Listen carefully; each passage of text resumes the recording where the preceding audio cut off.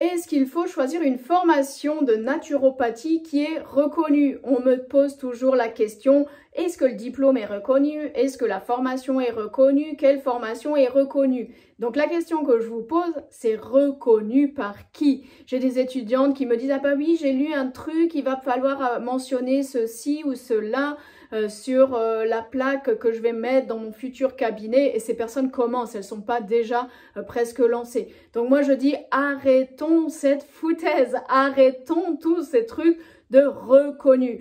Premièrement, en France, là je parle de 2024-2025, la naturopathie n'est pas reconnue.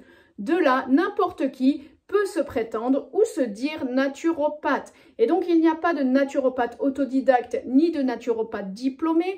Le diplôme n'est pas un diplôme universitaire, ce n'est pas un master, ce n'est pas un doctorat. Et croyez-moi, mon mari a fait un doctorat de naturopathie et ces doctorats n'existent pas réellement. On parle de doctorat, mais ça ne veut pas dire qu'on a un PhD de l'université, ça ne veut pas dire qu'on a un master. Donc toutes les écoles qui vous disent, ben nous, notre diplôme il est reconnu, notre formation elle est reconnue, ah c'est naturopathie agréée. Qu'est-ce que c'est qu'un syndicat de naturopathie agréé, phénomena, omnes et phénomen et ceci et cela? Ce sont 2-3 personnes, elles se sont dit, ben voilà, je vais créer un syndicat de naturopathie, je vais créer une association, je vais regrouper 2-3 copains autour de moi qui ont des écoles aussi, comme ça on est plus fort, on dit bah, que seule notre formation elle est bonne, toutes les autres c'est pas bien du tout, parce qu'il n'y a pas cette reconnaissance. Mais cette reconnaissance ne veut absolument rien dire, elle ne veut rien dire au niveau de l'État,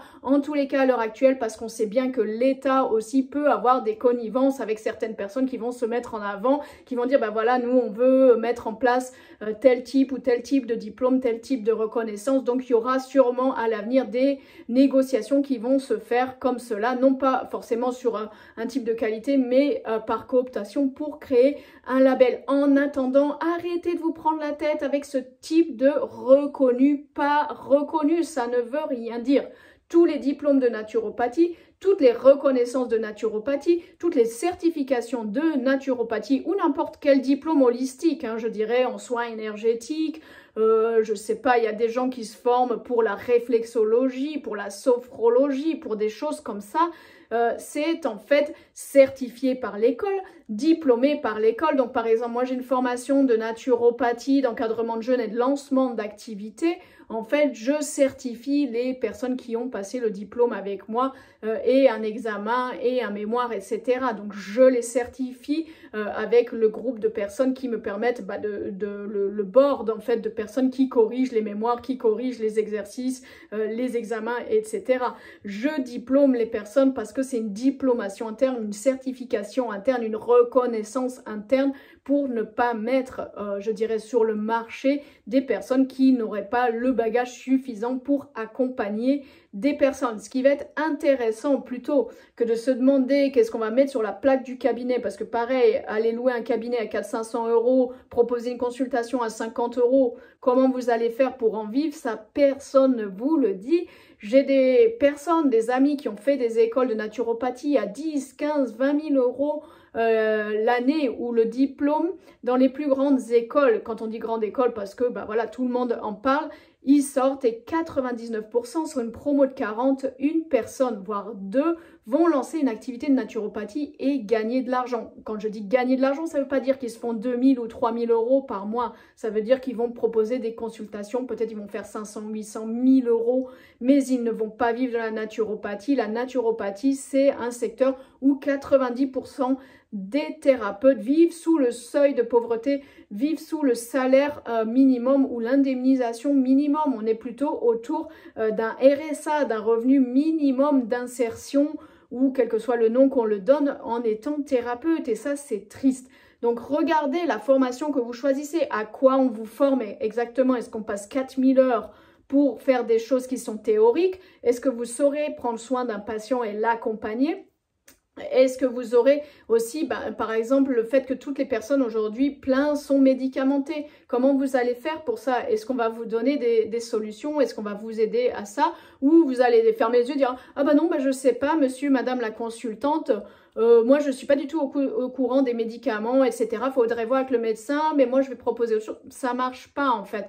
Il faut s'adapter au marché et deuxièmement, il faut savoir lancer une activité. Il faut savoir communiquer sur les réseaux sociaux, au moins un minimum. Il faut savoir faire des activités en présentiel, au moins un minimum. Il faut créer des offres d'accompagnement. Il faut savoir se rendre visible. Il faut savoir créer une structure, rien que déclarer ses revenus, comment on fait. Est-ce que vous êtes accompagné dans tout ça? Donc voilà, je vous invite à ne pas forcément céder aux sirènes d'écoles qui vont décrier toutes les autres, qui vont décrier toutes les autres formateurs. Il y a plein de formateurs et j'en connais qui ont des petites écoles, qui ont des petites structures. C'est vraiment de qualité, ils s'investissent vraiment avec leurs étudiants, etc.